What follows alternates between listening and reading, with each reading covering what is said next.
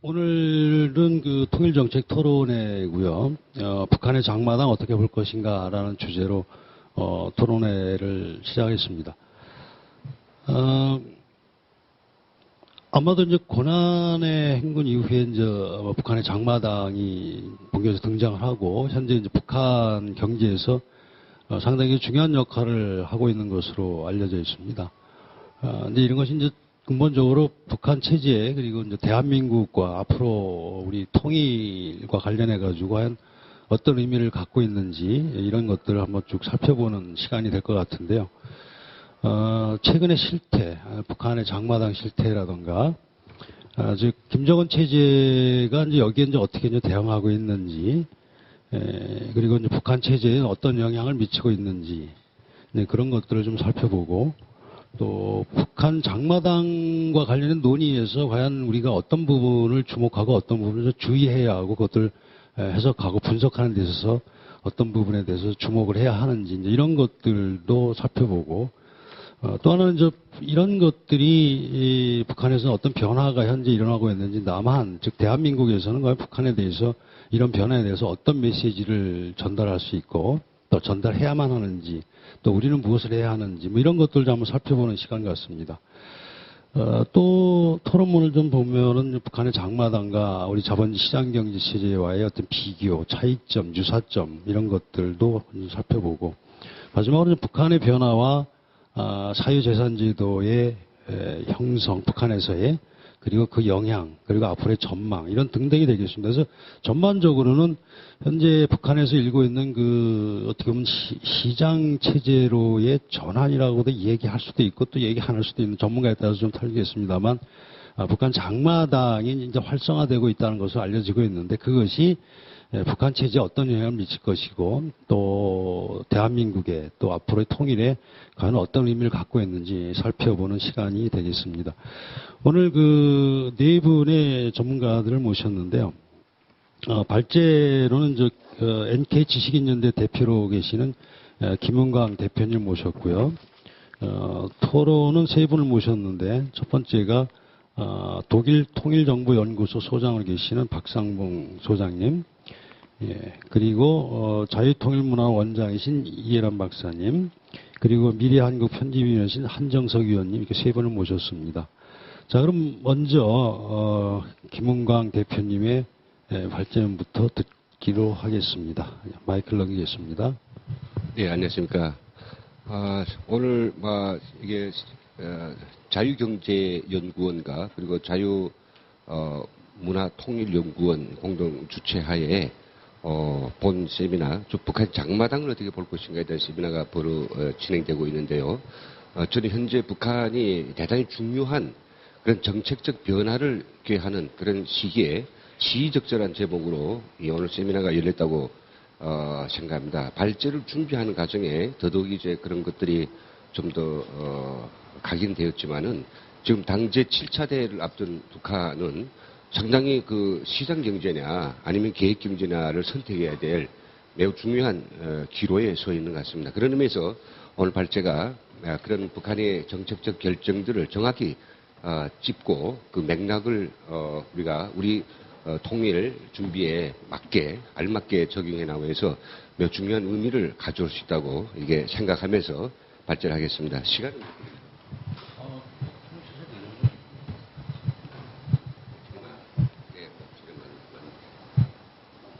괜찮을까요? 40분까지? 예, 알겠습니다. 예. 그래서 이제 그런 맥락을 가지고 갑니다. 제가 이제 그 장마당을 좀 고찰한 그 큰 어떤 프레임을 보고, 제가 먼저 이제 북한의 시장 발달과 시장 하에로의 그 진전 과정들을, 제가 먼저 이제 고찰했습니다. 그 고찰했던 것은 이러한 그 주제의 논리가 남쪽에서는 굉장히 많이 여러, 부류의 학자들에 의해서 전개되어 있습니다.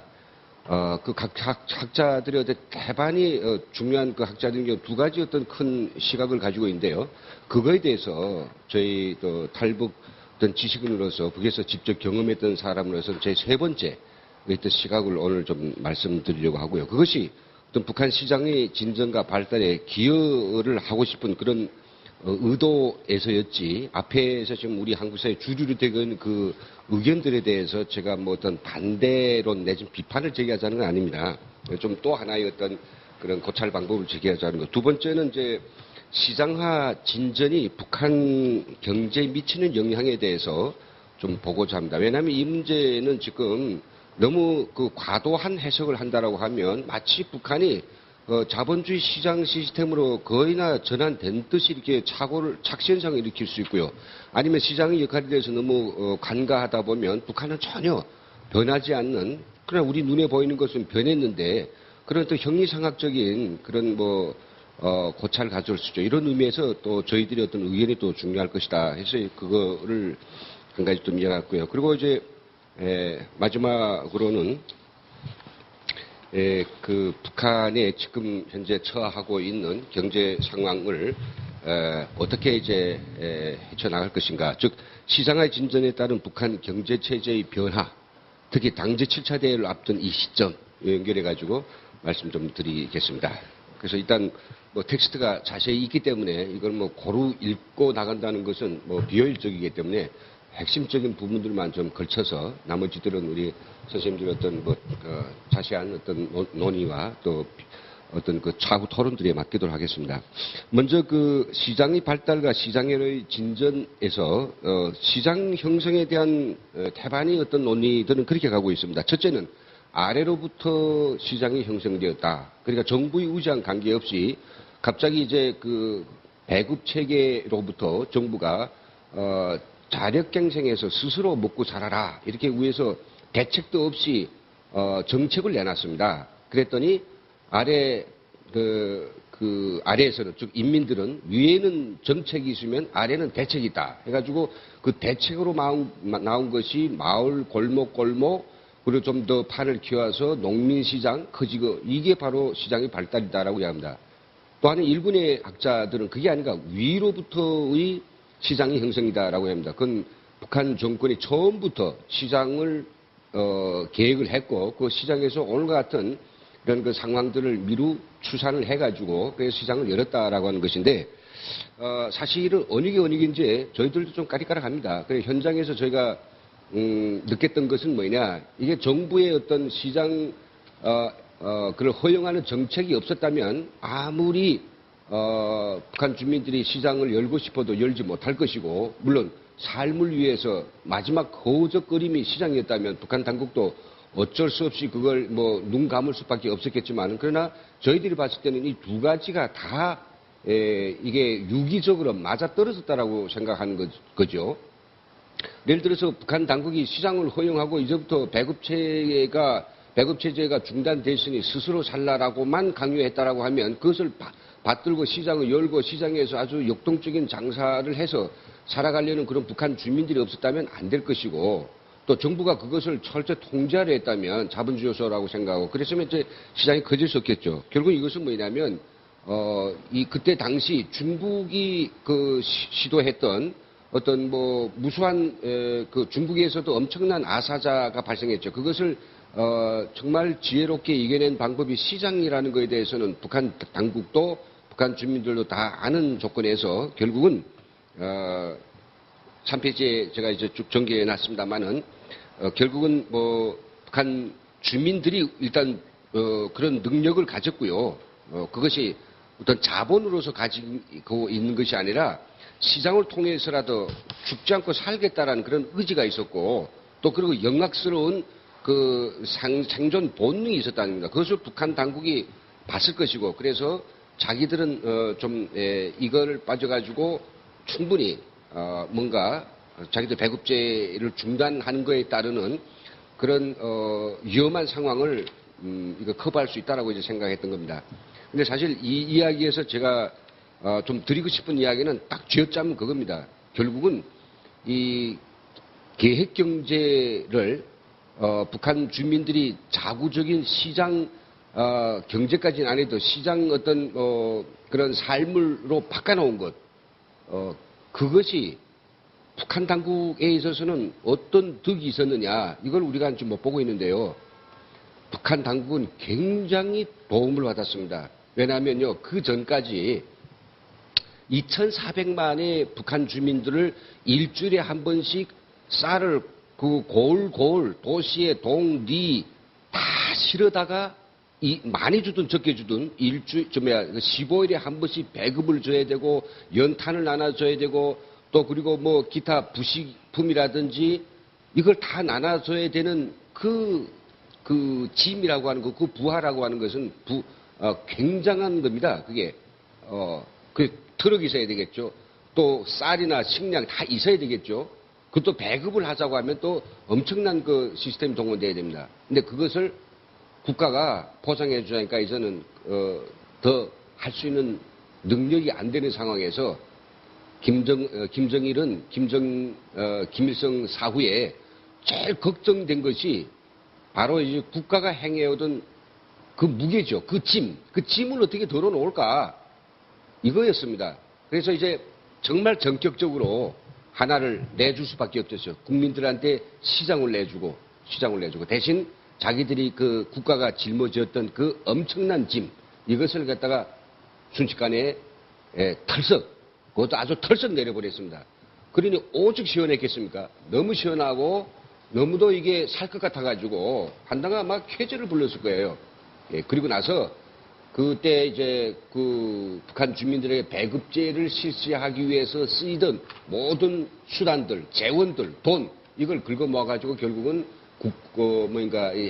핵무기와 그리고 또 미사일과 같은 그런 그런 전력들을 개발하는데 집중적으로 썼고 통치 기반을 다지는데 효율적으로 썼다 이런 거죠. 그래서 저는 이것을 시장이 발달에 대해서 이야기할 때 뭐 아래에서부터냐 위에서부터냐 이 개념은 뭐 그냥 어떤 학술적인 어떤 분류로 되겠고 기본은 김정일의 어깨에 지어진 짐을 내려놓기 위해서 결국 김정은도 살아남기 위한 단발마적인 그런 발악이 아니었냐 이런 그 측면들을 좀 말씀드리겠습니다. 그리고 그 뒤에 다음 4페이지에 이제 시장 발달에 대한 정권의 대응에 대해서가 좀 썼는데요.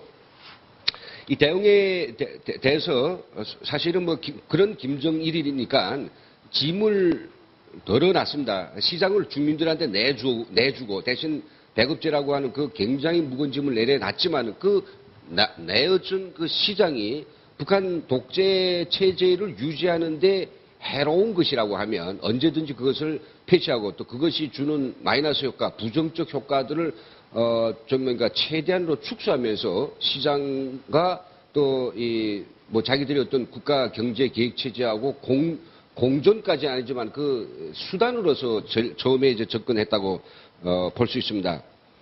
그래서 이게 어느 정도일까? 시장 개방하면서도 김정일은 몰랐는데 점점 시장이 전개되면서 북한 주민들이 시장에 적응하는 속도는 나날이 빨라갔죠. 물론 정확히 말하면 95년부터 시장이 본격 가동되기 시작하면서 물론 제일 초시기에는 엄청난 부정응도 있었습니다. 국가의 배급에만 의존하던 북한 주민들, 시장에서 돈 버는 방법을 전혀 모르던 사람들, 이게 시장에 생존한다는 게 보통 문제가 아니죠. 그래서 한 4년 내지 5년 내로 그 시장에 적응 능력을 가지지 못한 실패한 200만의 주민들이 결국은 기아하게 되죠. 아사하게 됩니다. 굶어 죽었습니다. 그러면서 그 가정에 정말 피눈물 속에 죽어가는 어떤 무덤 속에서 북한 주민들은 방법을 깨달았습니다. 시장에서 어떻게 생존해야 되나, 돈을 어떻게 벌어야 되나, 그리고 여기서 당국도 배웠죠. 시장이라고 하는 것은 참 좋은 거구나. 이게 정부의 어떤 정권에 위험하기만 하는 것이 아니라 때로는 정권이 하지 못한 일들도 충분히 커버할 수 있고 또 잘만 한다 하면 그 주민들이 시장에서 좀 먹고 살 수 있다라고 하면 그것을 잘만 포장한다면 결국은 당국의 어떤 정책적 배려로 이게 포장할 수도 있다라고 하는 것들을 긍정적 요소들을 많이 찾아보기 시작했고요. 거기로부터 시작해서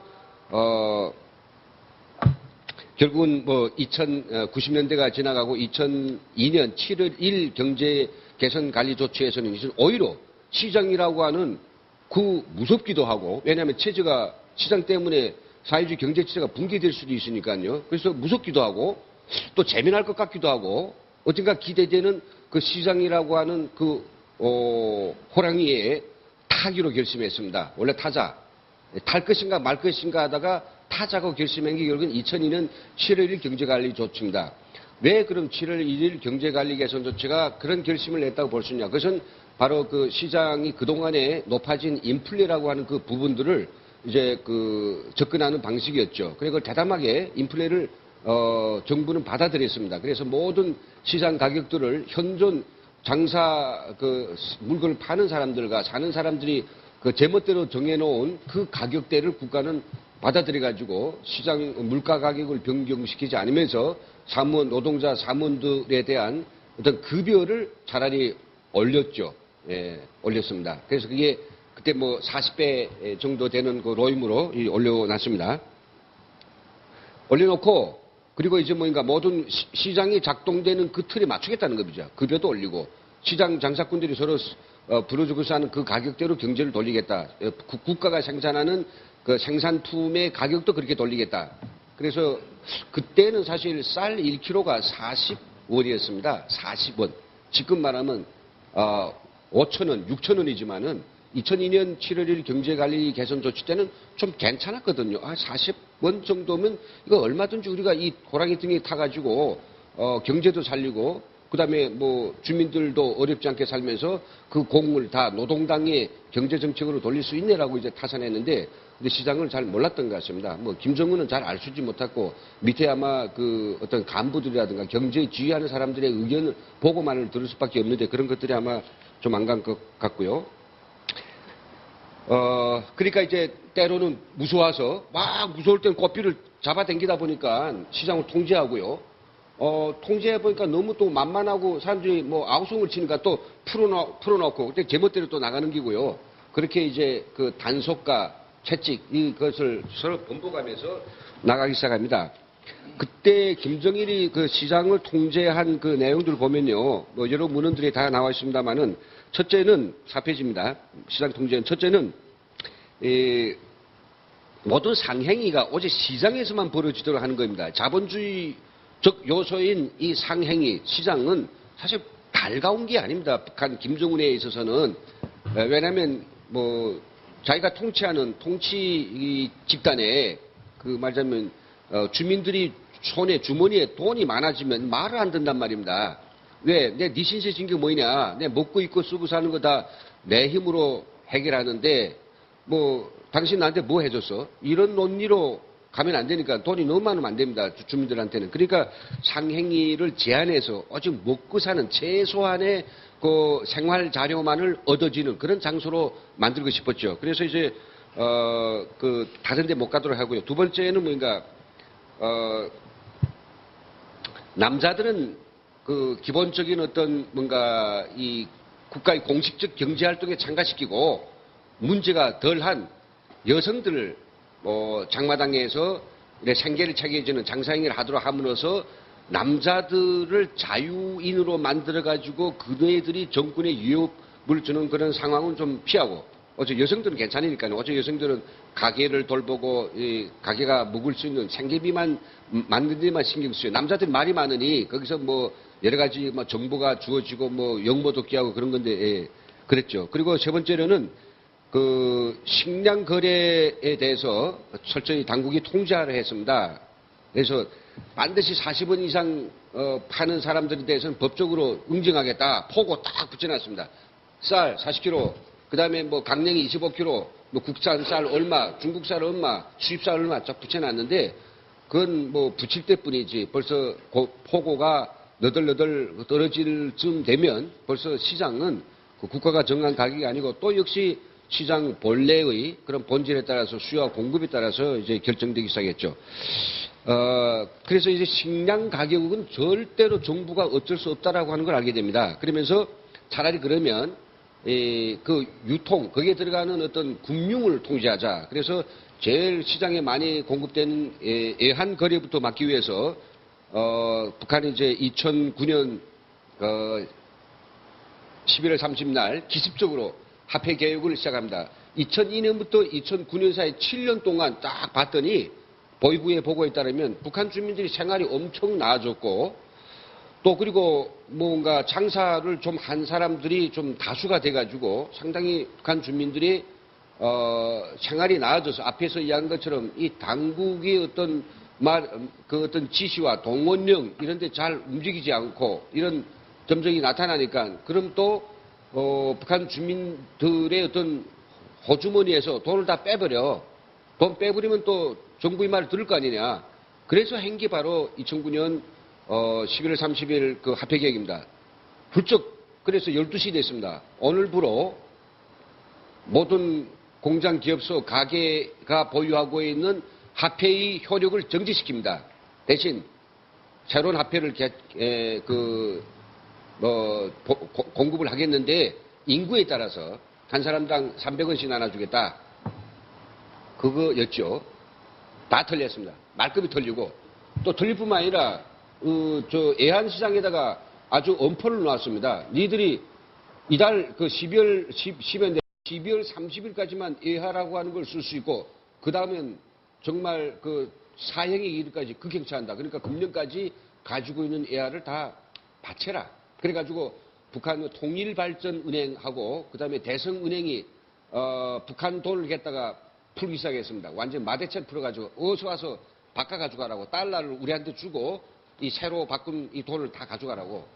근데 북한 주민들이 아마 영특했습니다. 그 바꿔갈 줄 알았는데 한 명도 안 바꿔가. 한 명이라고는 좀 우습지만은 전혀 사람들이 자기가 그 피땀 모은 달러를 안 내놓습니다. 끝까지 종이로 이거 물 만든 한이 있더라도 절대로 안 내놓는다. 그때 내놨던 사람들은 다 결국 나중에 거지가 된 거고 그때 지키는 사람들은 지금도 경제력을 상당히 탄탄하게 하게 됐죠. 그리고 이제 나머지에 대해서는 이제 쭉 있습니다. 그래서 이제 저 6페이지의 김정은 정권의 어떤 이 시장화의 특성에 대해서 말씀드린다면, 그 김정은 정권의 시장을 어떻게 보지? 그런데요. 요건 좀 요즘 들어온 자료를 제가 저희 지식인연대가 대북 정보 활동을 하다 보니까 요 6페이지에서부터 9페이지, 예, 9페이지입니다. 9페이지, 10페이지 위에까지. 요건 어디에도 제가 아직 발표 안 했습니다. 저 써먹을 수 있었지만은 안 써먹고 오늘 세미나를 위해서 제가 따끈따끈한 거 가져왔습니다. 여기 어느 만큼 여기 저게 사실인지는 이제 시간이 지나면 알겠지만은 그냥 확인해서 가지고 있는데 첫째로 이제 말하는 그런 겁니다.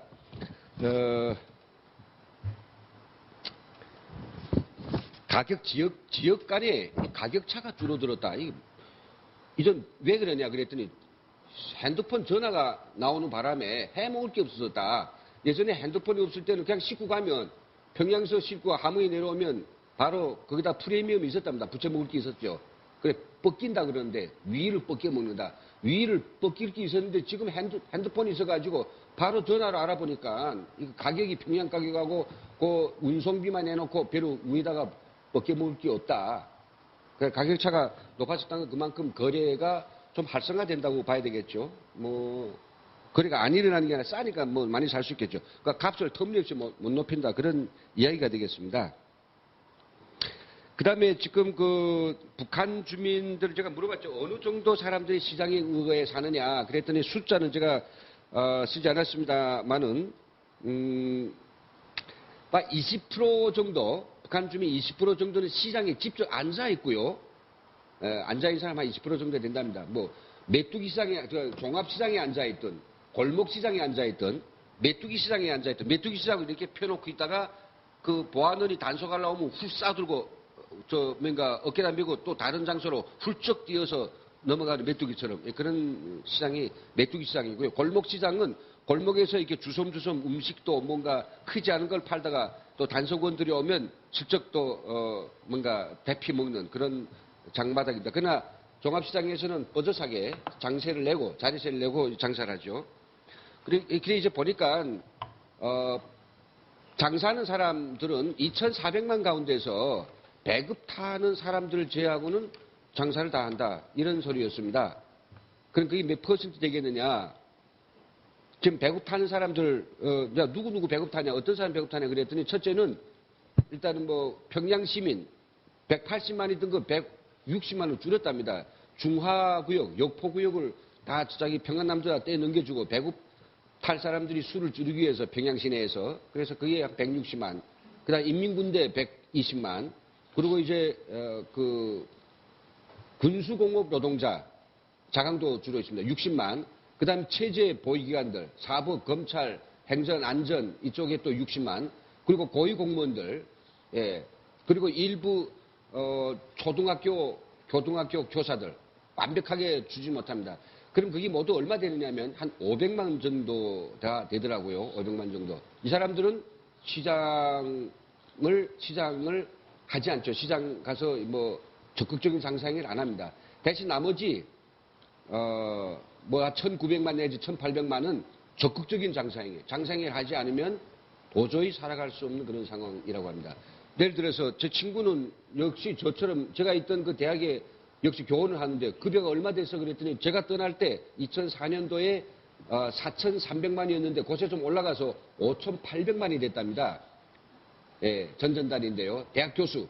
걔가 이제 19년 차 대학 교수. 그리고 이제 석사, 2급 교수. 5,800원이 됐답니다. 올라갔답니다. 그러면 그걸 가지고 내가 뭘 살 수 있냐 그랬더니 쌀 한 킬로 사면 땡이랍니다. 나머지는 어떻게 해? 옛날에 나는 장사했는데 지금 장사하고 있냐 그랬더니 예, 장사하고 있답니다. 무슨 장사를 하지 했더니 이 친구는 뭔가 요즘 북한의 컴퓨터, 그다음 노트북, 그리고 태블릿 PC 이런 것들이 좀 이렇게 좀 보급되다 보니까 고장이 많이 생겨요. 그래서 자기 집에서 그 AS 센터를 해준다요. 수리를 해줍니다. 예, 그래서 살아가고 있고 그다음에 자기는 전자 모기종을 만든답니다. 예, 그래 예전에도 제가 그런 기술자를 봤는데 프랑스 잡지를 보고 모기를 사람 무는 모기를 쫓아버리기 위한 그런 모기종을 만들어서 팔아먹고 그거 안 하면 못 살지 못 살고 부인은 여기 뭔가 이 탄 공장에서 탄 공장이 아니고 탄을 만드는 그런 연합 그 또아리가 있답니다. 그 또아리에서 탄을 이렇게 여기서 사다가 그 또아리다가 공급해 주면 거기서 석탄을 구멍탄을 빚어가지고 그래서 파는 거기서 이제 돈을 잘 번대요. 그러니까 둘이 다 벌지 않으면 안 되는 대학 교수가 둘 중에서 누구 하나도 안 번다 그러면 이거 결국은 뭐 그 사람들 말 맞다 나무 버스 탈 수밖에 없습니다. 나무 버스 탄다는 건 뭐 아시겠죠? 자 그리고 정부 관리들과 양쪽이 지금 시장에 대해서 막을 것인가 폐쇄할 것인가 아니면 이것을 더 열어놓을 것인가에 대해서 지금 우리가 너무 많이 신경 쓰다 보니까 논란이 있는데 북의 사람들이 느낌으로서는 뭐 정부도 당국도 시장에 대해서 이좀 그게 개입할 수 있는 어떤 운신의 통제의 폭이 너무 줄어들어 가지고 시장 가격에 대해서는 전혀 어쩌지 못하고 그다음에 시장 품종에 대해서 마약이나 군수물자에 대해서는 제하지 나머지 새로운 종류의 아이템들이 생기는 것에 대해서 정부는 예전에 등록하고 하라 했지만은 지금 전혀 단속하지 못한다는 거죠. 예를 들어서 새로운 시장인 디지털 콘텐츠라고 하는 말은 그렇게 안 한다면 CDR 집이라고 하는데 그 CDR 집에서는 결국은 뭔가 영화 그다음에 뭐 전자책들 그리고 각종 외부 세계에서 북한 거라고 하지만은 그런 것들을 파는 집, 그러니까 CDR 집이 새로 생긴 거죠. 근데 그게 돈이 엄청 된다고 하네요. 그런 거에 대해서 새로 생기는 거에 대해서 정부가 뭐라고 하지 못하는 거죠. 그러니까 운신이 폭이 넓어지고 정부가 조금 더 지나가면 시장에 대해서 막고 싶어도 막을 수도 없고 왜냐하면 또 북의 사람들 입장에서 그렇습니다. 아니 막아보면 이 백성이 다 죽겠는데 그때는 누가 그 책임지느냐고. 그때 방랑기 같은 사람 하나 쏴 죽여가지고 해결될 문제도 아니고 그러니까 정부가 대책이 없는 한에서는 시장에 대해서는 더는 큰 폭으로 시장에 대해서 뭔가 이렇게 통제를 못할 것이다 이런 이야기를 많이 하고 있습니다. 아래에 쭉 있고요.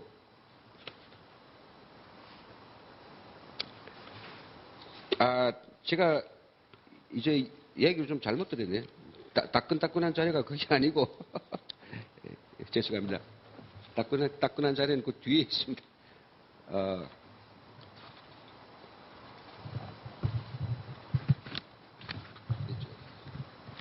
뒤쪽으로 제가 좀 나가겠는데요. 잠깐만요.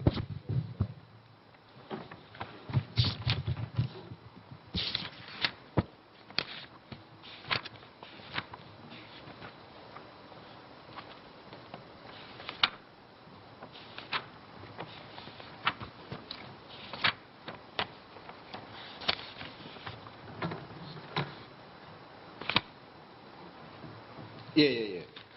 아유, 맞네요. 제가 혼돈했구나. 예, 예, 맞습니다. 이거 좀 다 그냥 넘어갈까, 하나씩 읽을까, 지금 그 생각 때문에 지금 그런데. 예, 그리고요,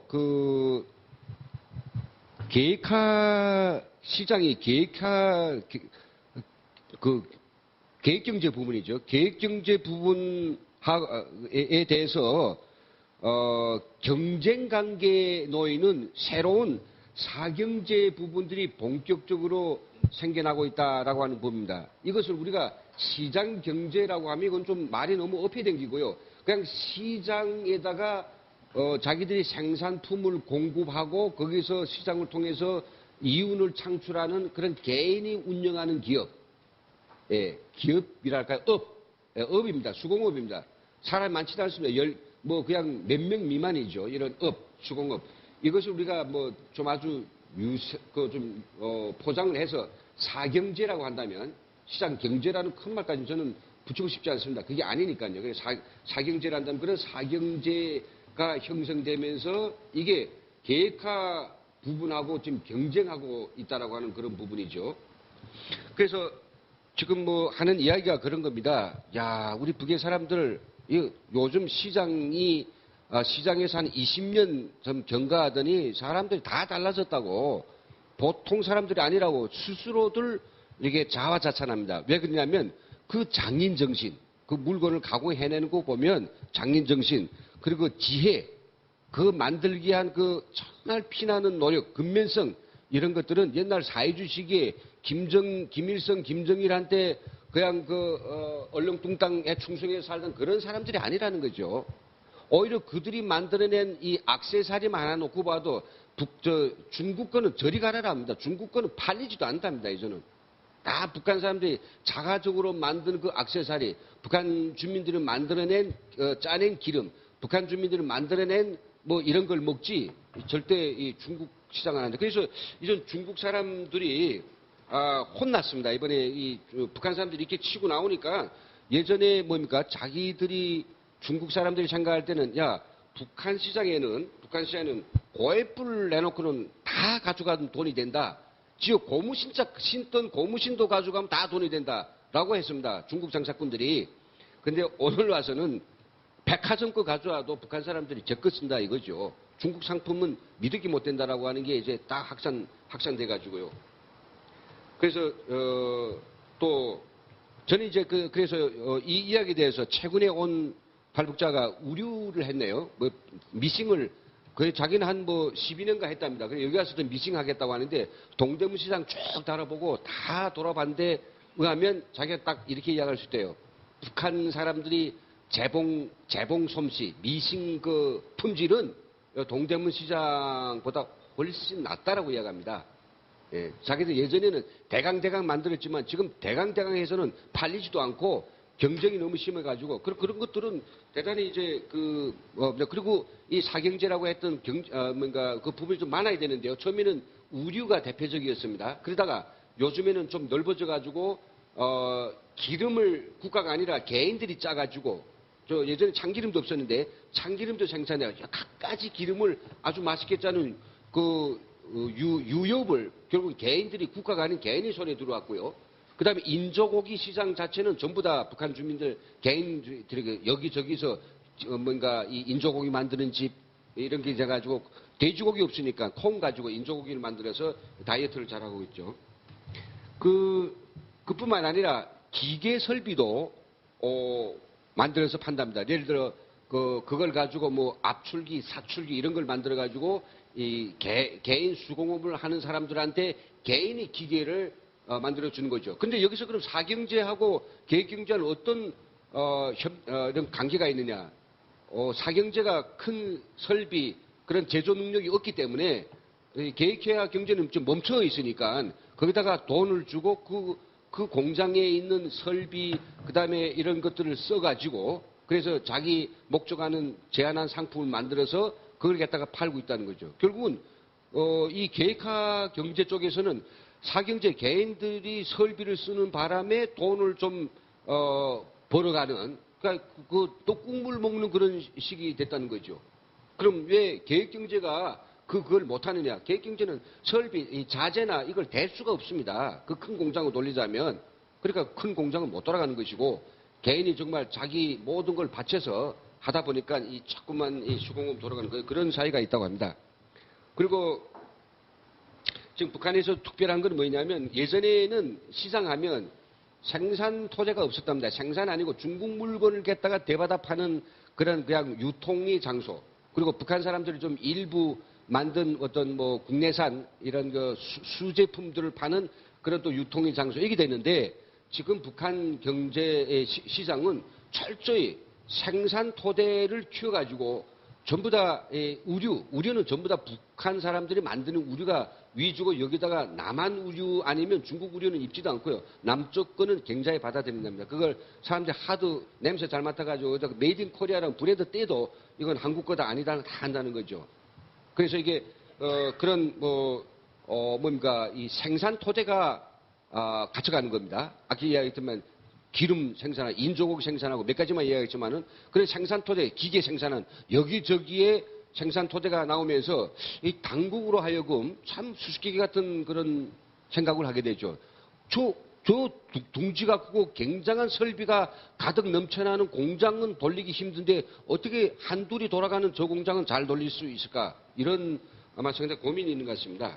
그리고 세 번째는 뭐냐면 금융시장이 개인을 통해서 엄청 많이 나타났습니다. 그럼 여러분들 은행이라고 하면 과거에는 이 은행이 그 북한 사람들이 생각할 때 김정일이 그 실권을 틀어진 혼차서 돌아가는 그런 어떤 뭐 국가 전용의 금융 창구라고 생각했습니다. 과거에는 지금도 마찬가지지만 중앙은행은 개인을 상대하지 않습니다. 기업소를 상대하죠. 농업을 협동농장을 상대하죠. 그러니까 개인들은 은행이라고 하는 것을 그냥 돈을 몇 개 다 차는 데 정도로만 근데 찾기도 힘들고 그런 거만 알고 있죠. 부담스럽고 자꾸 돈 저축하라고 하니까 그런 거 알고 있는데 거기서는 돈 꿀 수가 없습니다.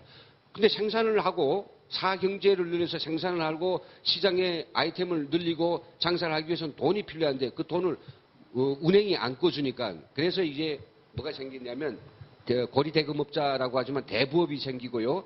그 다음에 사금융이 생기기 시작했습니다. 이런 집들을 갖다가 북에서는 그 이름이 있었는데요.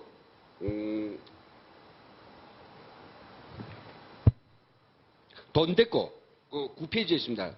그런 집을 은행이라고 하는 게 아니라 돈대꼬네 집, 돈주네 집, 그다음 돈 거간집이라고 이렇게 부르고 있는데 그런 집들이 도시에 여기저기에 뭐 계속 생겨나고 있답니다. 계속 생겨나면서 그 집에서 신용을 담보로 해서 이제 그 신용이라는 개념이 들어간 거죠. 북한 주민들이 신용을 한번 잃으면 돈도 못 굴고 장사도 하기 어렵고 완전히 이거 묻힌다라고 하는 거 알고 있어가지고 그래서 이제 그런 것들이 이 금융 자본까지 이제 개인이 잠식에 들어가고 있고 북한 당국은 이 개인들한테 돈 꿔줄 그런 의지와 그런 뭐 능력도 안 되니까 뭐 개인들이 지금 잠식에 들어가는 금융시장을 쳐다볼 수밖에 없습니다. 근데 여기서 은행이 해야 될 제일 중요한 기능은 돈을 전달하는 이런 기능이 있어야 되지 않습니까? 예를 들어서 장사를 하는데 평양 사람이 함흥에 장사 가야 되겠는데 빨리 돈을 보내줘야 됩니다.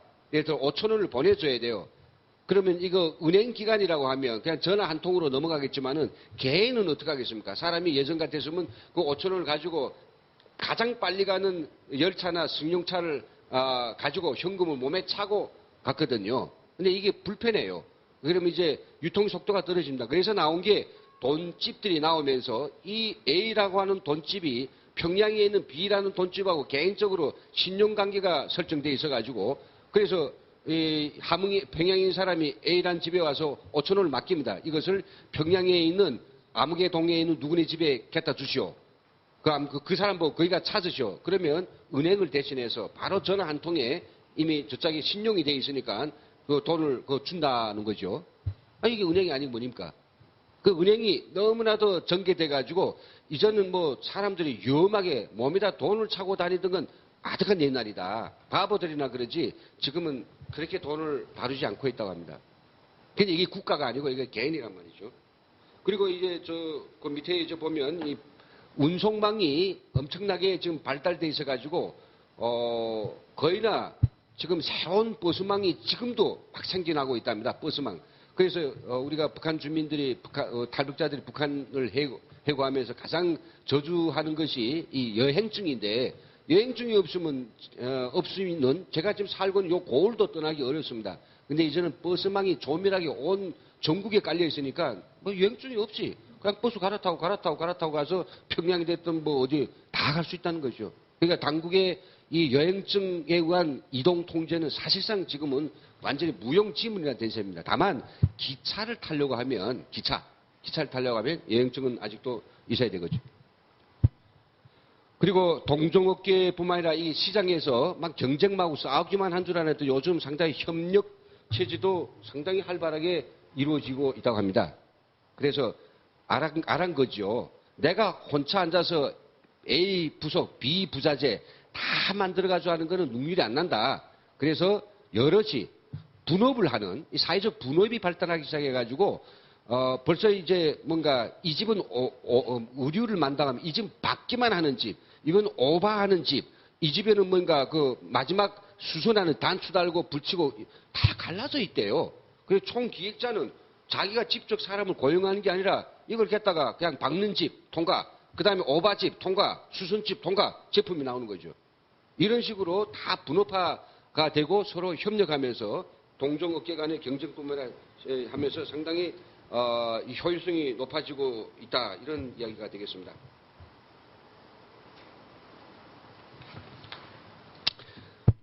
예, 그리고 제가 좀 가져온 따끈따끈한 자료 마지막인데 10페이지 위에 보면요. 시장에 대한 인식인데 이전은 뭔가 간부건 주민이건 다 장사. 내가 간부라 할지라도 나는 어떤 이렇게 앞에다가 가장을 쓰더라도 난 장사를 해야 된다고 생각하니까 와이프를 시키든 누구 시키든 시킨데 결국은 북한 내에서는 뭔가 목숨을 가진 사람은 다 시장으로 이런 구호가 있답니다. 목숨을 가진 사람은 다 시장으로. 그러니까 시장에 가지 않으면 생계 자료를 얻을 데가 없습니다. 어디서도 얻을 데도 없습니다. 그리고 오히려 시장에 나가면 파는 사람보다도 싸는 사람보다 파는 사람이 더 많답니다. 파는 사람보다 사는 사람보다 파는 사람이 더 많답니다. 그래도 시장으로. 왜요? 시장 가면 재밌으니까요. 거기 보면 별의별 이야기 다 얻어든단 말이죠. 그리고 또 뭐냐면 이 서비스 질, 그거 좀 이야기했는데 서비스 질을 높이기 위해서 스스로가 떨쳐놨었습니다. 떨쳐놨었다는 북한 말인데 어떻게 됐냐면요. 식당도 다 이제 개인 식당이 하거든요.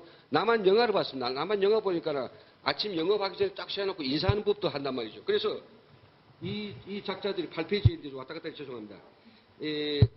개인 영업한 사람들은 아침에 세워놓고 이빨 3개 보이기 훈련을 한 5분 동안 한답니다. 이빨 3개 보이면 이렇게 웃는 거니까 이빨 3개 보이기 훈련.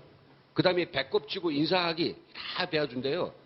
지금 한번 북한에 가보면 옛날처럼 띵띵 해가지고 뭐 손님 오겠으면 말고 뭐 그냥 재벌장 보고 사겠으면 사고 말겠으면 말고 이젠 이거 아니라는 거죠. 했으면 사주시오. 하나라도 더 하려고 그러고 있다고 합니다. 그리고 뭐 지금 가사 도우미, 그 다음 콜센터, 심부름집, 남쪽 영화 봐가지고 그런 걸 다 여기저기 만들어가지고 서비스업이 각종 별의별 서비스업이 자국계남 하나씩 생긴다고 하니까 그래서 이런 것들이 그리고 그렇죠. 100번 물음에 100번 웃으며 대답하자. 옛날에 인민을 위하여 복무하며 이렇게 되는데 이 구호 대신에 그 옆에다 쓴 거 보면 100번 물음에 100번 대답하자. 이렇게 이제 웃으며 대답하자. 이게 북한의 어떤 그 마케팅의 그 시장의 구호라고 합니다. 예, 이렇게 해서 그 시간상 이제 좀 마쳐야 될 것 같고요. 그리고 이제 시장화에 대한 우리 학계의 어떤 언론에 대해서 제가 요건 좀 꼭 말씀드려야 될 것 같습니다. 일단은 12페이지에 시장에 대한 북한 정부의 딜레마에 대해서 우리 여러 논의들이 있는데 저는 북한 정부의 딜레마가 딜레마로서 존재하는 게 아니라 딜레마는 뭔가 요거 할 것인가 저거 할 것인가 이게 선택에서 골머리를 앓는 거 딜레마라는데 북한은 시장을 어떻게 하려고 하는 이전 그 한계를 벗어났습니다. 시장을 폐쇄하자가는 북한의 선택권이 이제 북한의 손에서 벗어났다. 저는 그렇게 보고 있습니다. 그래서 딜레마 아니고 어떻게 하면 시장에 주는 영향력을 축소시킬 것인가 모든 안간힘을 써서 그걸 막는 게 답이지 폐쇄할 것인가 뭐 가져갈 것인가 이거는 더 이상 논의 대상이 아니라고 이렇게 생각하고요. 그 다음에 시장 그렇다 해서 시장 불패로는 우리가 그냥 너무 강조하는 것도 이제 어렵다고 생각이 듭니다. 왜냐하면 시장의 북한 사람의 소리에 놓쳤다고 할지라도 사실은 정말 마음 먹으면 김정은이 마음 먹으면 그 마음 먹는 게 뭡니까? 제가 시장을 닫을 대신에 주민들한테 줄 것이 뭐가 있다 하면 그것을 남쪽이 주든 미국이 주든 국제사회가 주든 그걸 준다고 하면 시장을 막아버릴 수 있습니다. 그래서 저는 이 남쪽에 우리 많은 분들이 제발 북한에 대해서 무원칙하게 뭐 뒤에 뒷감당도 없이 겠다 자꾸 퍼주겠다 하는 거에 대해서는 좀 북한의 어떤 자생력 키우는데도 안 좋다 이런 거죠.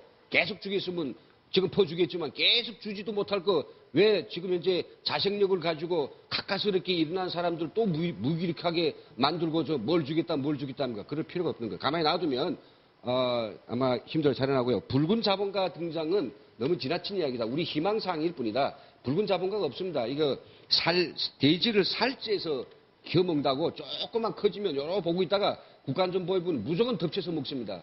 그래서 붉은 자본가가 생기기도 전에 죽게 되는 것이고 다른 이야기는 이쪽인데 제가 마지막에 이제 김정은 정권에서 당제 7차대에 이제 그 어떤 경제 정책, 시장 정책을 내올 것인가 그건데 저는 이제 그 한마디로 말해서 북한 김정은은 결국은 이번 그 당제 7차대 중요한 국가 계획을 내놔야 됩니다. 몇 개년 국가 발전 계획을 경제 계획을 내놔야 되는데 거기서 저는 아마 시장과 이 사경제와 시장의 부분을 동시에 수용하는 막 크게는 덩치는 크게 계획경제 그리고 이 개인들이 어떤 그 하고 있는 자영업 내지는 수공업 이것을 중국의 그 초급 사회주의 시기에 못지않을 정도로 이것을 묵인하고 그리고 그것을 좀 더 조금은 좀 더 여유도를 주는 그런 큰 틀에서의 아마 시장 계획을 내놓을 것이다. 이렇게 이제 제가 보고 있습니다. 나머지들은 이제 토론에서 질문받고 답변하도록 하겠습니다. 죄송합니다. 자, 이어서 북한 문제 또는 특히 이제 북한 경제 문제 관련해서 굉장히 전문가시죠. 우리 박상봉 소장님 토론문 듣도록 하겠습니다. 네. 사실은 북한은 뭐 외부 정보가 전부 차단되어 있기 때문에 북한의 경제, 정치 여러 상황들을 정확히 우리가 알아보기 굉장히 어렵죠.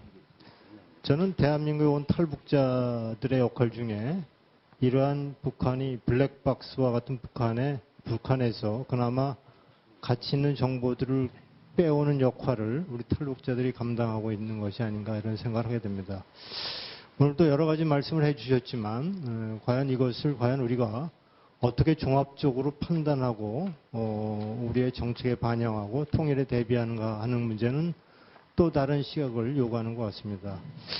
요즘 뭐 북한엔 두 개의 당이 있다고 그러죠. 장마당과 노동당이 있는데 어느 당이 큰지는 아직 모르겠다 이런 얘기가 있는데 그만큼 장마당의 위력이 지금 커지고 있다는 것이 대체적인 일반적인 견해라고 생각합니다.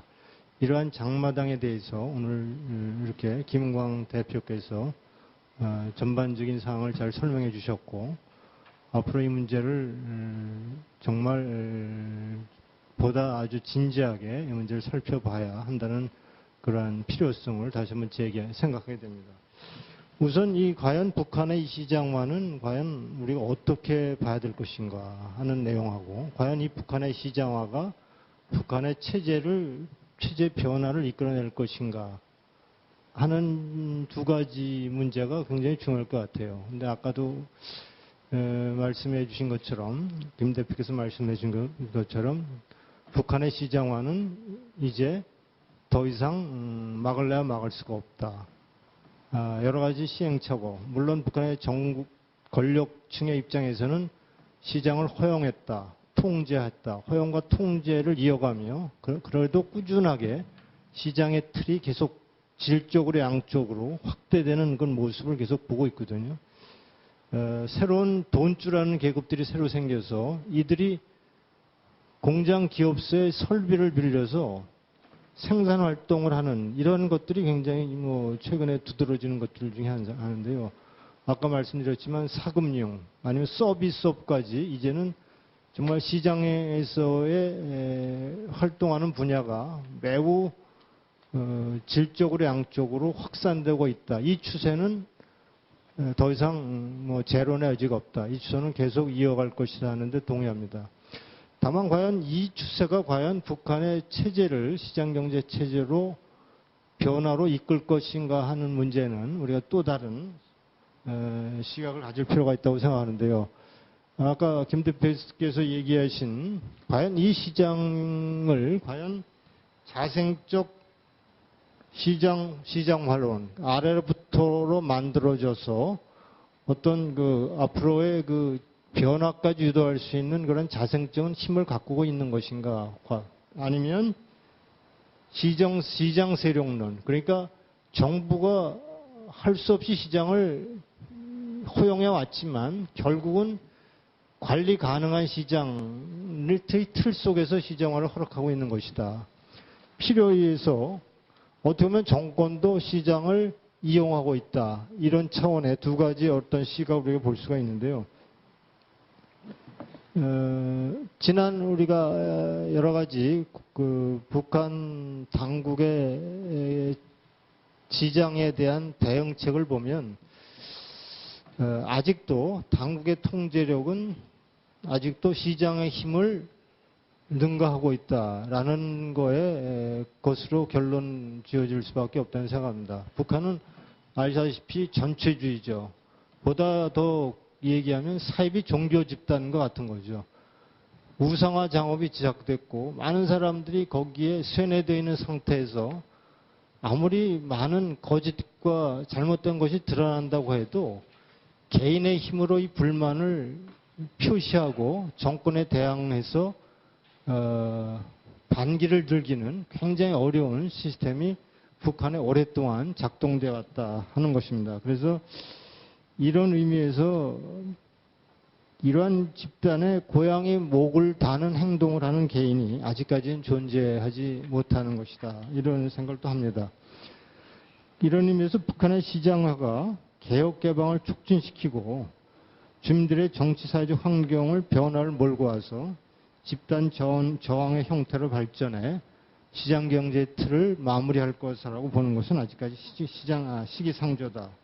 다만 이러한 과정 속에서 새로 생겨나고 있는 어떠한 특정한 집단에 우리는 주목할 필요가 있다. 특히 이제 장마당 세대라든가 돈주라든가 무역상들이라든가 이러한 계층들이 새롭게 이러한 과정에서 태어나고 있는 것들은 아주 우리가 주목해서 보는데 이들이 집단 힘으로 발휘하기에는 좀 더 시간이 필요하다 이런 얘기입니다.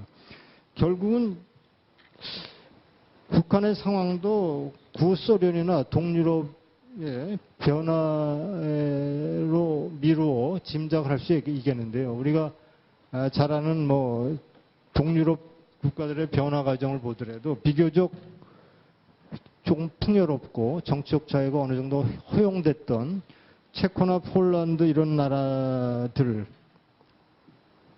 군과 아니면 강력한 공산 권력 바탕에 있었던 나라의 체제 변환 과정을 보면 차이가 많이 있죠. 도표에 있는 대로 체코나 폴란드, 동독 이런 나라들은 비교적 아래로부터의 개혁이 이루어진 나라죠. 뭐 다 그렇지 않고 나머지 국가들 동유럽 국가 중에서도 남동유럽, 불가리아, 루마니아 또 구소련 국가들 이런 소련 국가들은 위로부터의 개혁이 시작됐다. 위로부터의 개혁이 결국은 위로부터의 개혁이라는 것은 시장을 필요한 만큼 확대해가는 그러한 모습을 보고 있다. 이렇게 이제 볼 수가 있습니다.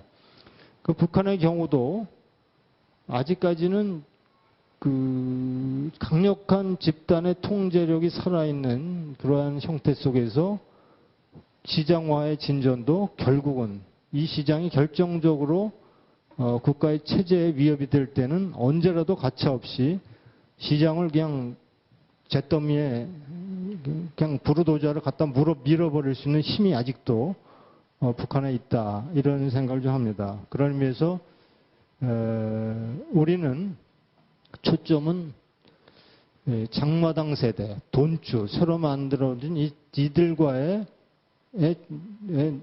초점을 맞추고 이들에게 우리의 관심을 집중할 필요가 있다. 이런 생각을 하게 됩니다. 장마당 세대는 1980년대에 태어난 세대라고 하죠. 배급제가 붕괴되면서 이들이 경험한 것은 친지가 죽어나가고 가족이 아사하고 이런 모습을 본 세대입니다. 그리고 장마당에서 돈을 좀 벌었더니 느닷없이 화폐액을 해서 정부가 국가가 돈을 다 부를 뺏어가는 것을 목격한 세대들입니다. 그리고 이 세대는 오히려 우리보다 더 한류에 익숙하고 한국 드라마를 우리보다 잘 알고 있는, 최근에 여러분 이만갑 같은 프로를 보면 거기서 나오는 탈북자들의 얘기 중에 저도 모르는 드라마 배우들의 얘기를 많이 합니다. 제가 모르는 얘기를 하거든요. 다 북한에서 봤다는 겁니다. 더 이상 어떤 이념에, 어떤 강요된 이념에 별로 두려워하지 않은 세대들이 장마당 세대들이다. 또 많은 돈주들, 이제 화폐 개혁을 통해서 돈을 이제 저금하는 것 배우고 돈을 숨기는 것도 배우고, 그리고 이들은 또 무슨 역할을 하고 있냐면요. 지금 장마당이 철저히 국가기관에 통제돼 있어요. 제일 꼭대기에 당이 있고 그 밑에 관력 기관들로 해서 장마당을 통제하고 있는데, 이 장마당을 통제한 세력들은 돈주들이 뇌물로 매서워요. 뇌물. 그렇기 때문에 어떻게 보면 권력에 대해서 뇌물로 항거하고 있는 집단들이 돈주들이고, 이러한 신흥 세력들은 어느 시점에서 자기의 이익이 결정적으로 침해받을 경우라고 생각할 때는 집단적인 침해를 발휘성이 커다는 거죠. 그래서 우리는 이들과 장마당 세들과 어떻게 우리가 서로 정보를 공유하고 우리의 초점은 거기에 맞춰줘야 한다, 이런 생각을 좀 그런 면에서 합니다. 그래서 결국은 또 이렇지만 또 하나 주목할 것은 동독을 우리가 주목하고 있는데요. 동독도 아래로부터 혁명이 제대로 일어났죠. 아래로부터의 개혁이 제대로 추진된 건데, 동독은 특별한 케이스죠. 동독에서 서독의 존재는 개혁 세력들에게는 너무나 위로의 존재였어요. 너무나 서독이 있다는 것 자체가 동독의 개혁 세력들에게는 얼마나 정말 위안이 되었고 희망이 된지 모른다는 거죠. 북한이라는 존재가 아무리 권력층이 힘이 있다고 하지만, 아직도 시장 세력을 누르고 있다고 하지만, 북한에서 새로 생겨난 신흥 세력들에 대해서 나만의 존재가 있다는 것만으로도 이들은 굉장히 큰 위로를 얻을 겁니다. 이것이 앞으로 북한이 변화할 수 있는 가장 큰 또 하나 힘 중에 하나죠. 동독의 사례가 이걸 잘 보여준다고 볼 수 있습니다. 그러니까 우리가 결국은 우리의 어떤 메시지는, 정말 메시지의 초점은 이들에 맞춰져야 되겠고, 그렇지만 권력층에도 이런 메시지를 줘야 되겠죠. 어떤 메시지냐면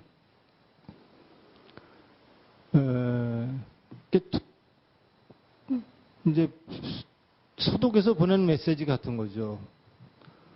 너희들은 시대가 바뀌면은 너희들은 다 그 범죄에 대해서 책임을 물을 것이다. 하지만 너희들이 통일에 기여한다면 책임을 면해줄 수도 있다는 메시지입니다. 이것은 굉장히 현실적인 얘기예요. 1990년대에 89년 베를린 장벽이 붕괴됐을 때 제가 이제 소독에 있었는데, 그때 이제 소독 대사관에 이제 한국의 안기부에서 나와 있었어요. 그 사람들이 우리들을 만나면 이제 그런 얘기예요. 북한 사람들 만나면 그런 얘기 하는 겁니다. 좀 바뀌면 우리 좀 잘 봐주시오. 혹시 안기부에 아는 사람 있어? 이런 질문을 한다는 거예요. 그 당시에. 이미 뭐 89년 굉장히 오래된.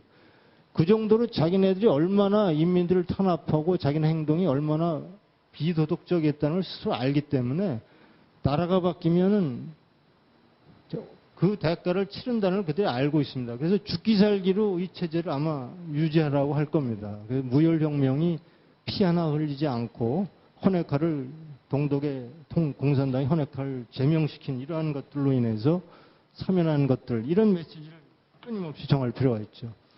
그 다음에 이제 북한 주민들에게는 새로운 시대가 너희들 기다리고 있다. 새로운 시대가 너희를 기다리고 있다. 돈주와 또 장마당 세대들은 새로운 체제가 도입되면 너희들은 정말 하늘을 날 것이다. 전 세계를 무대로 당신들은 장사를 할 수 있고 전 세계 거부가 될 것이다. 이런 메시지. 또 베트남과 같은 진정 체제, 시장 경제로의 개혁과 체제를 완수한 데에 대한 그 어떤 경제적인 성과, 이런 그 국내외 정보들을 끊임없이 교환하는, 그러니까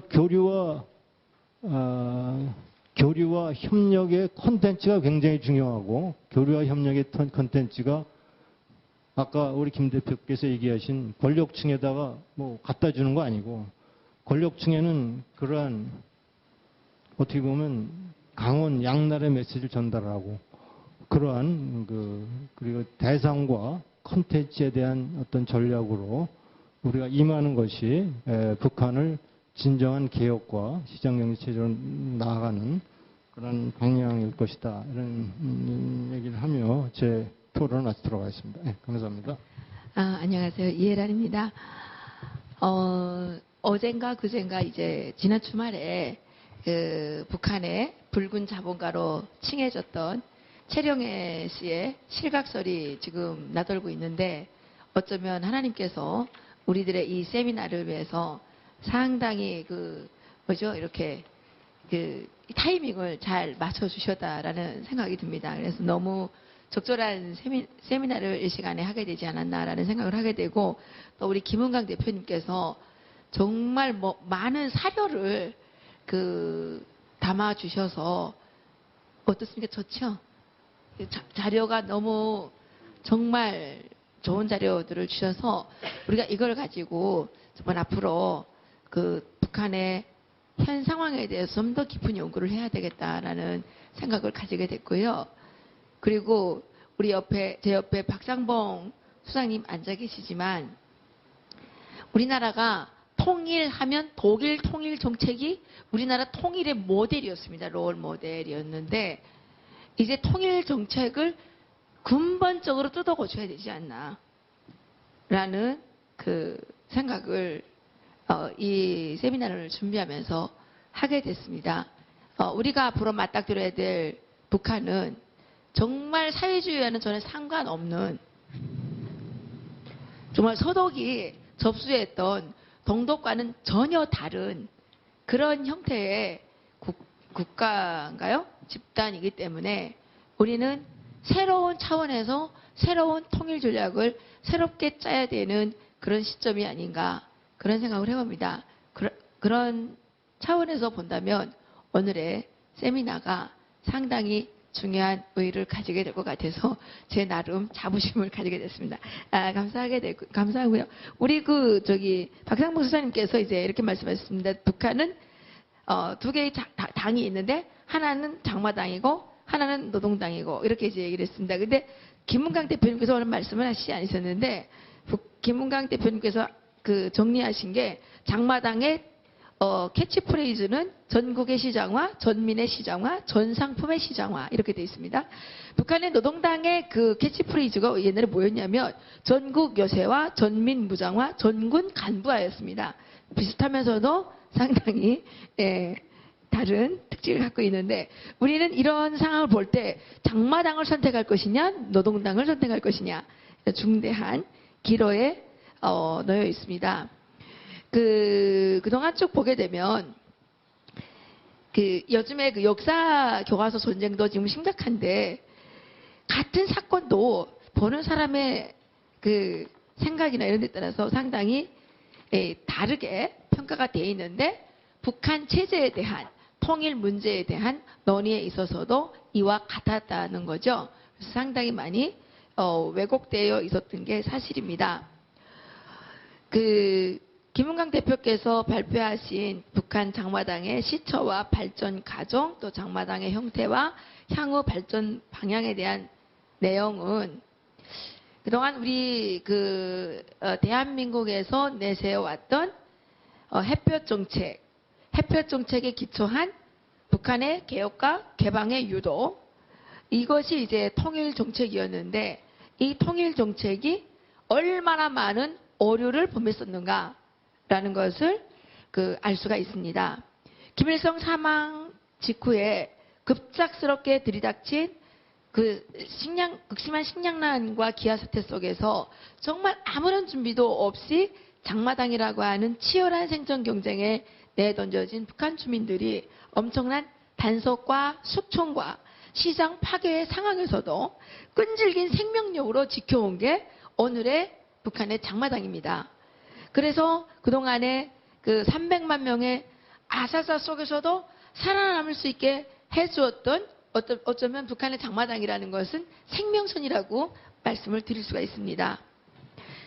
자금이나 상품이나 시장이나 어떤 시장에서 활동을 했던 어떤 경험도 없이 단지 중국에서 공급해주는 싸구려 상품을 대받아서 넘겨 파는 간헐적인 상품에 넘겨 팔고 또 어떤 약간의 간헐적인 상품의 제조를 이제 해오던 북한 주민들이 지난 20년 동안 이 장마당을 통해서 이루어낸 성과를 오늘 저는 이 세미나장에서 보게 되어서 정말 북한 주민들의 끈질긴 생명을 향한 노력에 저 박수를 보내고 싶은 생각이 들었습니다.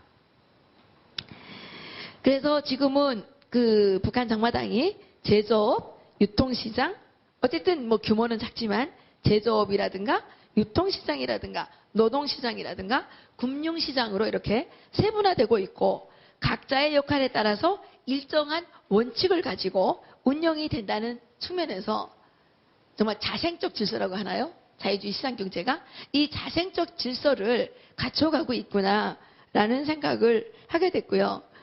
1990년대에는 공산품의 거의 100%가 중국에서 수입했던 것에 비해서 현재는 중국산 공산품에 비해서 훨씬 품질이 훌륭한 상품들을 생산해내는다는 것이 상당히 고무적이라고 생각이 됩니다. 또한 북한 주민들이 90년대에는 90년대에 비해서 장마당에 의지해서 장사를 해야만 살아갈 수 있다는 인식 개선이 확실하게 일어났다는 거, 또한 배급제도에 의지해서 있다가는 속절없이 굶어 죽었던 시기에 비해서 이게 상당히 시장 친화적인 의식으로 바뀌어지지 않았나 이렇게 생각이 되고요. 북한 지하시장 경제를 약간의 합법적인 시장으로 인정하면서 배급제도를 청산하고 사회주의 체제하에서 실시했던 배급제를 완전히 포기함으로써 주민들의 생계에 대한 책임을 주민들 자체에게 떠넘기고 오히려 새로운 형태의 경제 체제를 만들어낸 것이 김정일 정권이었는데, 그런데 지금 김정은 시대에 들어오면서 이것이 제가 보기에는 조선 왕조를 복원하고 있는 게 아닌가라는 위구감을 가지게 됐다는 것이 이번 세미나를 준비하면서 느낀 바입니다. 오히려 배급제를 포기하고 소수의 그룹들을 통한 해외 파견이나 무역 허가와 같은 특혜를 베풀고 주민들에 대한 단속과 통제는 더욱더 강화함으로써 어떻게 보면 호리병식의 개혁 개방을 진행해서 사회주의 배급 체제의 왕조 형태에서 완전히 조선 왕조 형태로 전환되어 가고 있지 않나 이런 생각입니다. 이런 맥락에서 북한의 시장화 진전은 오히려 북한의 지배 계층은 또다시 로얄 패밀리를 중심으로 권력과 부를 독차지하게 하고 있고, 이러한 권력과 부의 재편성은 앞으로 김정은 세습 체제 안정에 기여할 것이라는 진단도 있다는 거죠. 중요한 것은 권력층을 중심으로 한 이러한 부의 집중 속에서도 북한은 사유재산에 대해서 합법적으로 인정하지 않기 때문에 김정은 외에는 어느 누구도 북한에서 재산과 권력에서 자유로울 수 없는 것인데요. 오늘 발표한 된 그 자료에 의해서 이제 제가 여기에 쓰지 못했는데 생각되는 부분은 뭐냐면 지금 그 금융시장을 바라볼 때 그 옛날에 북한 주민들이 90년대 화폐개혁과 2009년도 화폐개혁 때에 엄청난 희생을 당했죠. 화폐개혁 때문에. 그래서 그런 어떤 학습 효과로 인해서 북한 주민들은 지금 북한 돈을 쓰지 않고 외화로 모든 것을 활용하기 때문에 이제 그 북한의 금융시장이 외화를 이제 중심으로 움직이고 있기 때문에 어떻게 보면 국가의 통제권 안에서 이건 벗어나는 겁니다. 외화는 이제 자기가 불법적으로 가만히 이렇게 소유하는 것이기 때문에 국가의 통제권에서 벗어나지만 이것이 이러한 것들이라고 할지라도 장성택 숙청이라든가 뭐 채령회를 숙청인지 모르겠지만 그런 숙청에 이제 걸려들게 되면 이러한 달러가 전혀 무의미해진다는 측면에서는 우리가 북한의 지금 시장화 체제를 이제 어떻게 안정시킬 것인가에 대해서 상당히 깊은 고민을 해야 된다는 말씀을 드리고 싶은 거죠. 북한의 고위층들과 외화벌이에 종사하는 사람들 가운데 중국에 차명 계좌를 두고 있는 사람들이 상당히 많다고 합니다. 그리고 또 대부분의 거래가 이제 달러나 위안화로 이제 이루어지고 있는데 이런 것들을 우리가 어떻게 지켜내는 것이 우리 통일을 목전에 둔 입장에서 뭐 이로운 것인지 해로운 것인지에 대한 고민을 우리가 해야 될 거라고 보여집니다. 또 북한의 장마당에서 물건을 사고 팔고 하는 행위가 일어난다고 해서 이것을 자유시장 경제라고 평할 수 있느냐의 문제입니다.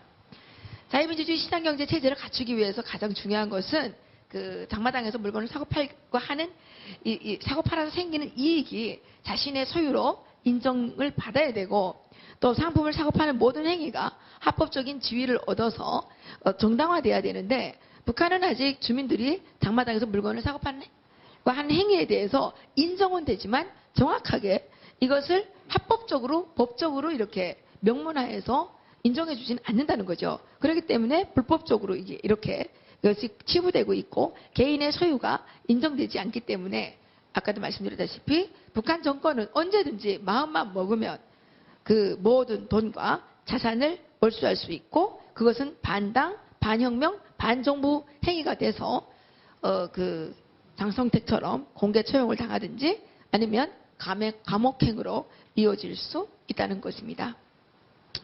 그리고 또 다른 차원에서 하나 바라보면 북한에서 사실 돈주라고 불리는 돈을 가장 많이 주무르고 호화판 사치행각을 일삼는 그룹은 누구냐? 김정은을 둘러싸고 있는 그 위성 그룹, 최룡의 김원홍, 황병서와 같은 고위 관리들의 자녀들이고 이들을 이제 붉은 자본가라고 부르긴 하지만 이들 최고위층들은 사실은 시장 상태가 됐거나 장마당 시대가 도래했거나 도래하지 않았거나 상관없이 호화 사치판 생활을 영위해 왔다는 데에 대해서 영위해 온 데에서는 큰 차이가 없다는 거죠.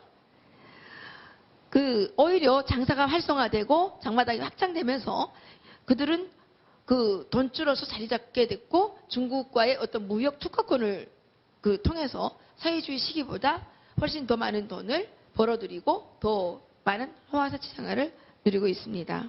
그러나 이제 이 사람들은 김정은의 수속일 뿐이고 김정은의 눈밖에 나는 그 순간 뭐 자산은 물론이고 가족까지 위험에 처하게 되는 그런 상태이기 때문에 이런 것들을 바로잡아 나가는데 통일정책의 초점이 맞춰줘야 되지 않는가 그런 생각을 해보게 됩니다.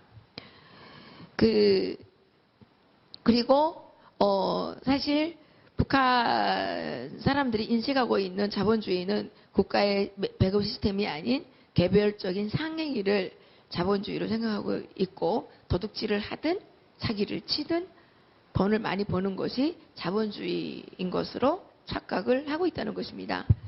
그래서 북한 주민들은 배급제 붕괴 이후에 장사를 하면서 일확천금을 꿈꾸고 있고 돈이 되는 일이면 그게 마약이 됐든 도박이 됐든 상관하지 않고 들통만 나지 않는다면 무슨 일이든 해서 돈을 많이 모으는 것이 능력 있는 것으로 인정이 된다는 거죠. 최근에 그 무슨 뭐 탈북자들을 대상으로 뭐 심리 테스트를 했는데 거기에서 30대일수록 이렇게 더욱더 이런 성향을 나타낸다는 그런 자료가 나온 것도 있습니다. 따라서 해표 정책을 통한 남북 간의 대화와 협력을 근간으로 하는 통일 정책은 전면적으로 개선이 돼야 하겠고요. 북한이 조선 왕조와 같은 시스템으로 변질되지 않도록 우리는 지금 북한의 그 장마당의 싹을 잘 키우는 것이 우리가 통일 준비를 위한 아주 중요한 일이 아니겠는가 그렇게 생각이 됩니다. 북한 정권이 자유민주주의 시장 경제로 하루빨리 전환되도록 하는 방향에서 통일 정책을 짜야 하고 우선적으로는 북한 주민들이 사적 소유에 대한 인정을 받을 수 있도록 우리가 여기에서 인식 개선도 시켜야 되고 많이 도와줘야 될 것 같습니다. 시간이 많이 흐를수록 소유권의 인정은 여러 가지 측면에서 어려움을 가져다 줄 수 있고 또 한 가지는 이렇게 시간이 오래 지난 후에 소유권 인정을 하게 되면 결국은 또 김일성 일가의 빌부터 먹던 로얄 패밀리들을 중심으로 더 많은 자산을 가져서 지금 우리나라가 겪고 있는 친일파 청산을 하지 않아서 지금 뭐 이렇게 뭐 된다는 엄청난 그 갈등을 또다시 재현할 수 있다라는 것을 말씀드리면서 저는 그 토론을 마치도록 하겠습니다. 감사합니다. 예. 네, 안녕하십니까. 미래한국의 한정석입니다. 예, 오늘 발제해 주신 우리 김은광 목사님 발제를 보고 상당히 제가 충격을 또 많이 받았는데, 사실은 이제 이 세미나가 있기 한 몇 개월 전에 제가 우리 자유경제원의 현진근 원장님께 그런 말씀을 드렸어요. 이제 북한 경제에 대한 조사 연구를 좀 축적을 시켜야 되겠다. 우리 자유경제원에서. 그래야 그 정보를 바탕으로 해서 우리가 통일에 대비한 여러 가지 정책 수립이라든지 이런 거에 우리가 도움이 되지 않겠느냐. 그래서 제가 그때 한 몇 개월 전에 그 이해란 박사님하고 이렇게 또 현진건 원장님께 제안을 드려서 그때 이 자유경제원 내에 우리가 이제 북한 경제 연구 모임이 만들어진 걸로 알고 있습니다.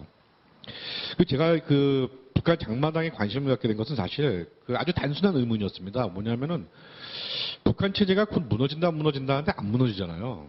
안 무너지더라고요. 그래서 저 체제가 안 무너지는 데는 분명히 이유가 있을 거다.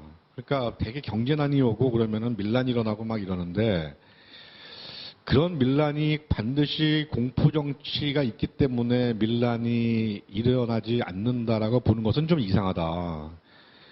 김정일만한 공포정치를 안 한 나라가 역사에 없었던 것도 아니고, 저는 그렇게 생각했습니다. 북한 체제가 쉽게 무너지지 않는다는 이야기는 북한의 주민들에게 무언가 자기들도 뭘 할 수 있다라는 생각을 여전히 갖고 있기 때문이다, 이렇게 생각을 했습니다.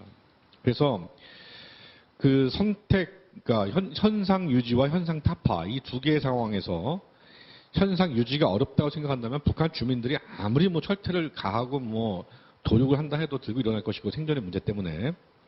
다만 자기들이 무언가를 하고 있는 것이 자기들의 미래를 뭔가 바꿀 수 있다, 그리고 희망을 주고 있다 생각한다면 나름 그 내부 안에서 현상 유지를 할 거라 이렇게 생각을 했죠. 그 바탕에는 장마당이 있을 거라 생각했습니다. 그것이 지하 경제이고, 지하 경제도 경제이기 때문에 우리 자유주의 공부하신 분은 다 아시죠? 우리 경제를 카탈락시라고 하는 거, 교환체계 카탈락시라고 하잖아요. 그러니까 아까 많은 분들께서 이제 시장과 시장 경제가 좀 이렇게 말씀을 하셨는데, 장마당이라는 거는 그것은 카탈락시이고요.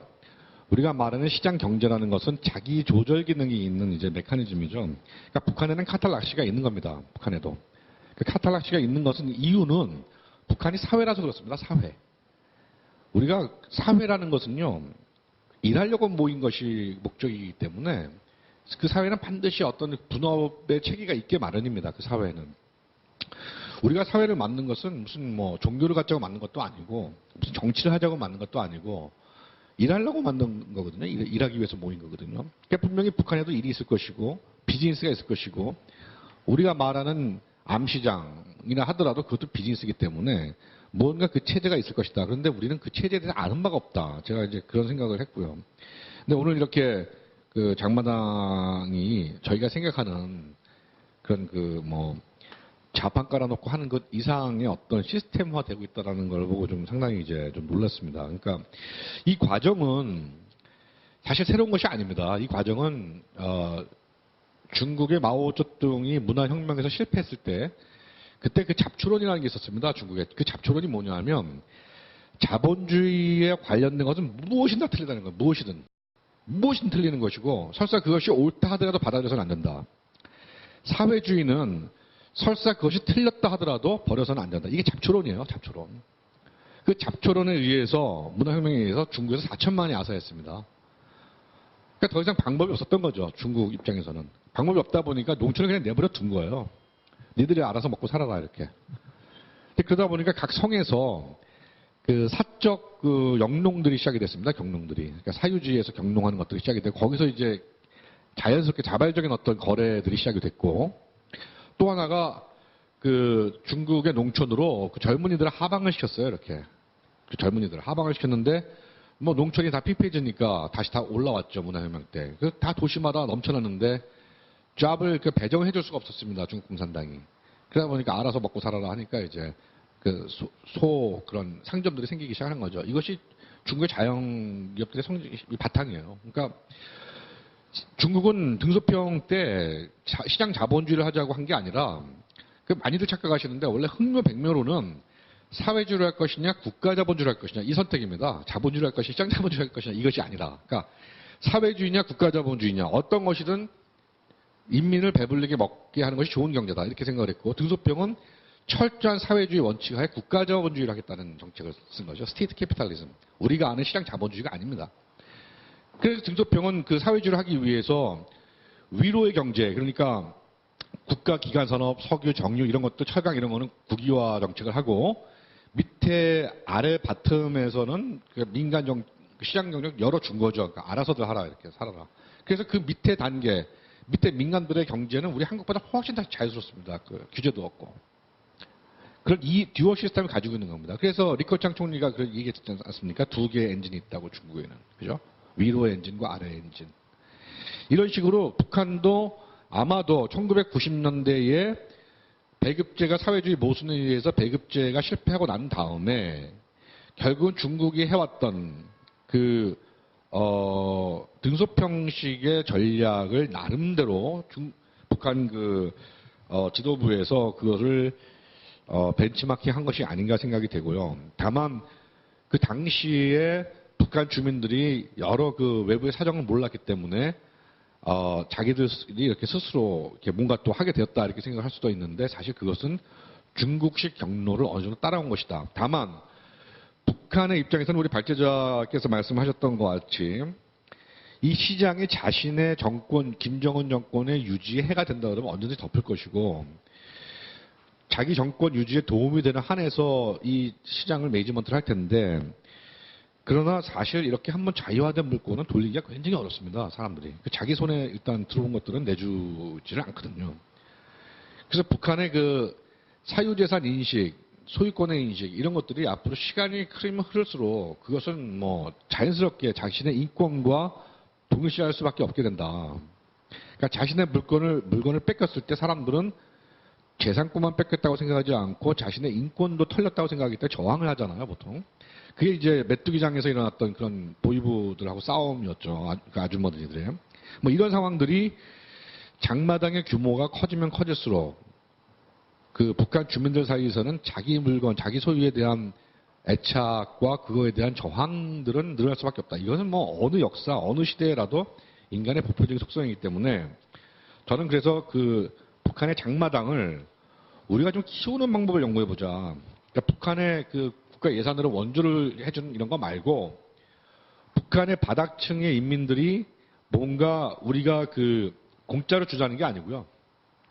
그 사람들의 장에다 내다 팔 수 있는 어떤 그런 또는 뭐 원료를 우리가 팔아주는 원료를 사다가 자기들이 생산할 수 있다든지 이런 식으로 해서 북한의 장마당을 이제 키우는데 그 방법이 한중 FTA를 좀 이용하자는 겁니다. 그러니까 이제 한중 간의 FTA를 통해서 이제 그 관세가 낮아지면 그 중국 내에 어떤 유통 물류 기지를 만들어서 시민단체들이 그러니까 기업들한테 물건을 좀 싸게 사서 그 뭐 좀 전략적인 가격에 사서 북한에다가 이제 장마당에 팔아주는 거죠. 장마당에서 필요한 사람들이 와서 이제 사갈 수 있도록. 그러니까 뭐 원료라든지 뭐 제품이라든지 화장품이라든지 이런 것들. 그렇게 해서 자꾸 북한의 장마당에 참여하는 서민들의 부가 축적이 되면 결국 그들이 북한 세력, 북한의 그 현실을 그 개혁시키는 어떤 그 에너지원들이 될 것이다. 그러면서 우리는 거기에다가 과거 북한이 우리 남한 사회에 종북들을 심었듯이 우리도 북한에 종남을 좀 심어보자 이렇게 종남 세력들 그런 사람들이 바로 북한의 장마당 세력 그리고 그 사람들이 앞으로 자신의 소유권과 민주주의에 대해 눈을 뜨는 이런 계기를 좀 만들 필요가 있겠다라는 생각이 좀 들어서 그 한중 FTA를 활용한 북한 장마당 지원에 대해서 건의를 좀 해보는 것이고요. 그다음에 또 하나가 제가 얼마 전에 단동을 한번 가봤는데요. 그 중국과 북한 간의 그 경제 협력이 상당히 그 속도를 좀 내고 있는 것 같았습니다. 그런데 그 북중 박람회가 열렸는데 제가 좀 깜짝 놀랐어요. 거기 그 북한 무역하는 친구들 같았는데 젊은 친구들인데요. 한 30대 초반이나 됐을까요? 뭐 20대 후반?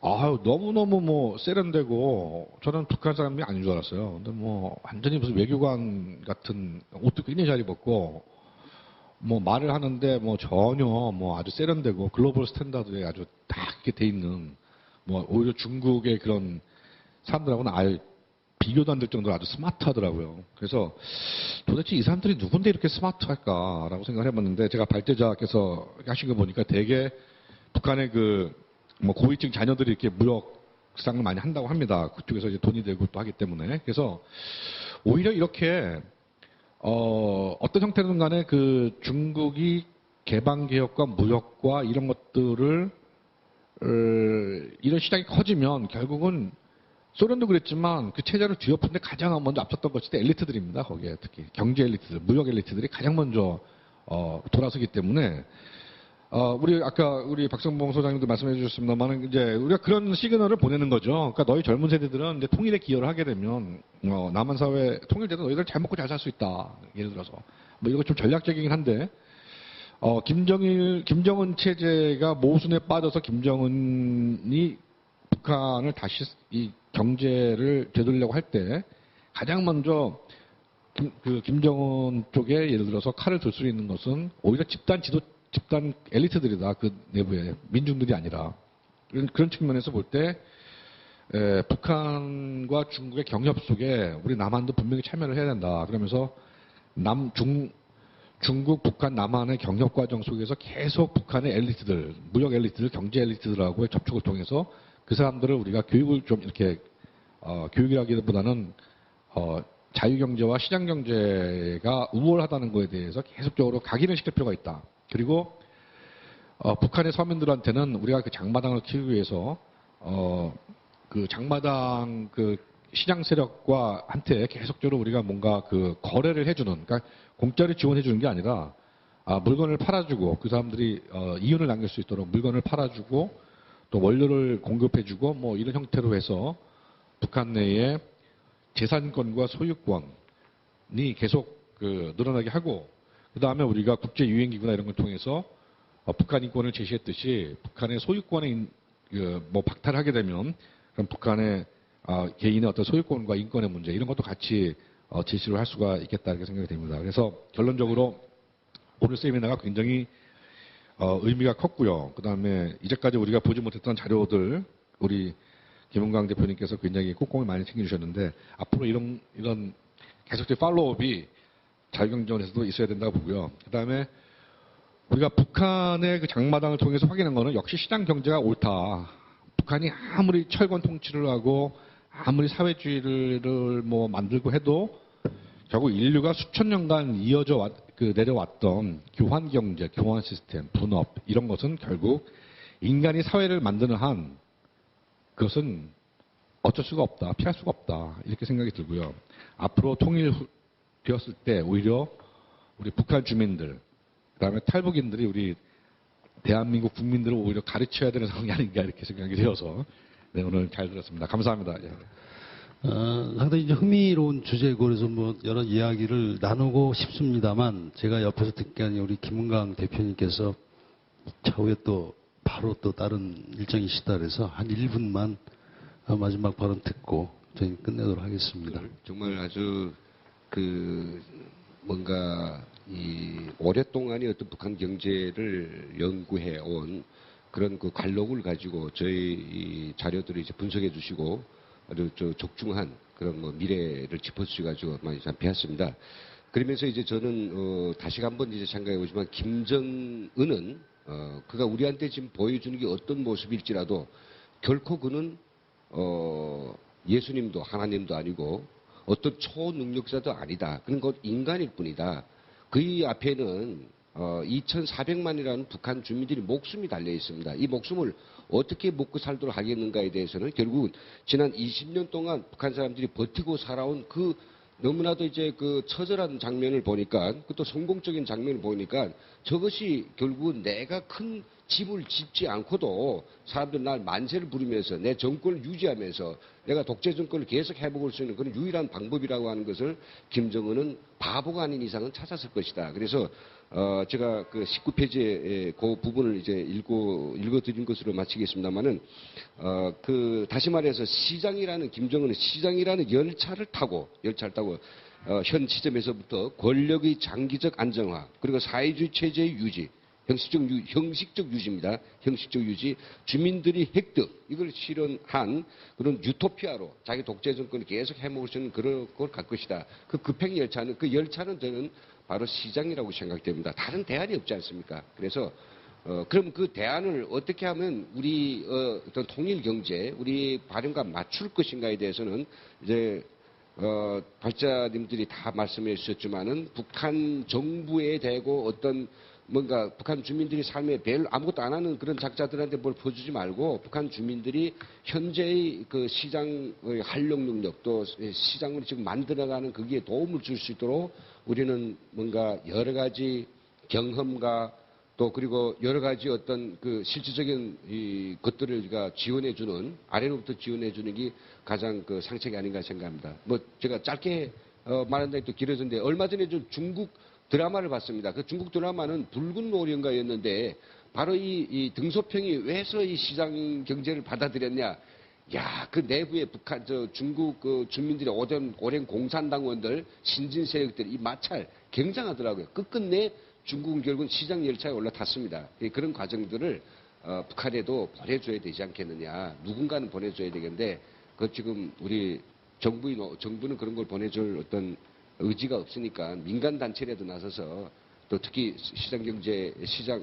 자유경제연구원 이런 데서 이런 것들을 지금 연구도 하고 실제 돕기한 그 노력들을 좀 해주시면 감사합니다. 이런 말씀드립니다. 오늘 통일정책 토론회 첫 번째인 것 같은데 북한의 장마는 어떻게 볼 것인가를 주제로 토론을 했습니다. 앞으로도 아마 이 문제는 뭐 대단히 중요한 문제이기 때문에 계속 아마 연속적인 토론이 있을 것이고 오늘 토론회는 아마 그 부분의 첫 번째 단계인 것 같습니다.